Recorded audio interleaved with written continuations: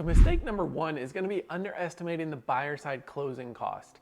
These closing costs can come as a real shocker to a lot of buyers, especially first-time home buyers who haven't been through the process.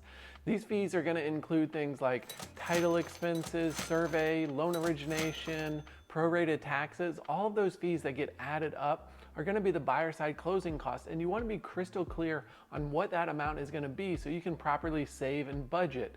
Now, you can ask a seller to cover some of those expenses for you, but in a hyper-competitive market, if you're going up against multiple other offers, it is unlikely a seller is going to be willing to do that. Hey guys, if you're new to the channel, my name is Donovan Arnold, and I'm a local real estate agent here in Gainesville, Florida.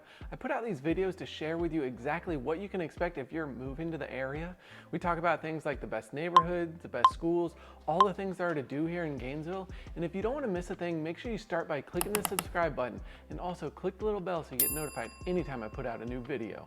Now, mistake number two is going to be not getting pre-approved at the beginning of the process. A lot of buyers just want to get out and start looking at homes, and I understand that's super exciting. That's what you're here to do, but you really need to know what you can afford and what you're comfortable paying on the front end. That way you don't fall in love with a home that's just outside of the budget. It can be a very quick and easy process to get pre-approved, so there's really no reason not to. It doesn't necessarily take a hard credit pull, but you want to go ahead and connect with a local lender. That way you can crunch those numbers and knock out two birds with one stone, because now you're going to avoid mistake number one because you'll already know all of the closing costs and expenses involved and be ahead of the game.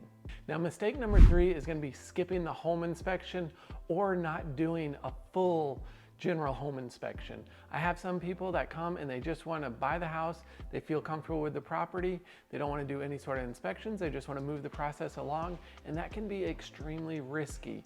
Home inspections are so important because they can go through the details of the home, all the mechanical items, and tell you things that may not be so obvious and maybe things that the seller isn't even aware of. The other thing to keep in mind with a home inspection is that can reopen the door to go back and negotiate. If you find something out about the home that you didn't initially know, you can ask the seller to repair that or provide a credit. Now, they're not obligated, but most times they're willing to do that because what you found, the next buyer is also going to find and ask the same questions. So this one I'm actually sharing from experience on that home buyer side of things. The last home that my wife and I purchased, we were so excited about the property. We did do a general home inspection, but for one reason or another, we did not even consider doing a septic inspection. Fast forward about 2 months, we had some major issues and I ended up having to replace the entire septic system, which cost us thousands of dollars. Now I'll skip the mistake about telling you how you need to work with an amazing local real estate agent like me. But honestly, if you do have any questions or you're thinking about moving to the area, don't hesitate. Give me a call, shoot me a text, or send me an email. I've had so many people reaching out and I've been able to help so many people through these videos. I absolutely love it. So again, don't hesitate to reach out if you do have any questions about moving to Gainesville. Now, mistake number four is going to be not doing your due diligence on the entire neighborhood. You really want to spend time in the community, in the surrounding areas where you plan to buy a home. When you buy a home, it's not just about that individual property, but all the things going around can definitely affect value and resale value down the road. So you want to be familiar. Do your research, check out the crime statistics, look into the zoning, just go through all those details and make sure you're comfortable. You also want to visit the property at different times of day and over the weekend. A property can range dramatically when it comes to road noise and other factors depending on time of day. So make sure you're circling around as much as possible to be sure you're comfortable with the area and the house. Now, this is going to be a little bit harder, but if at all possible, try to go by after a significant rain.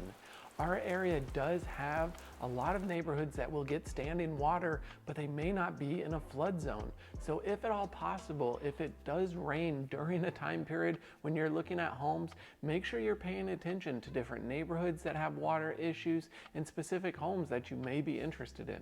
Now, real quick, I'm curious, if you've ever bought a home before, have you made any of these mistakes? Or is there a different mistake that you've made and you're definitely gonna avoid the second go round? Down in the comments, let me know, what has been your biggest mistake when buying a home? Mistake number 5 is gonna be not negotiating the price and the terms.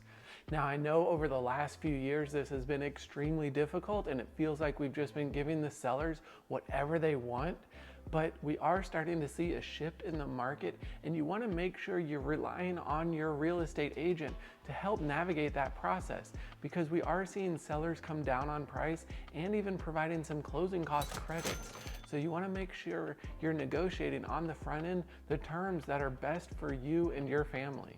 Now, to help avoid mistake number 4, what you'll want to do next is watch this video where I drive you around town and share with you some of the most popular neighborhoods Gainesville has to offer and exactly what you can expect if you're moving to the area.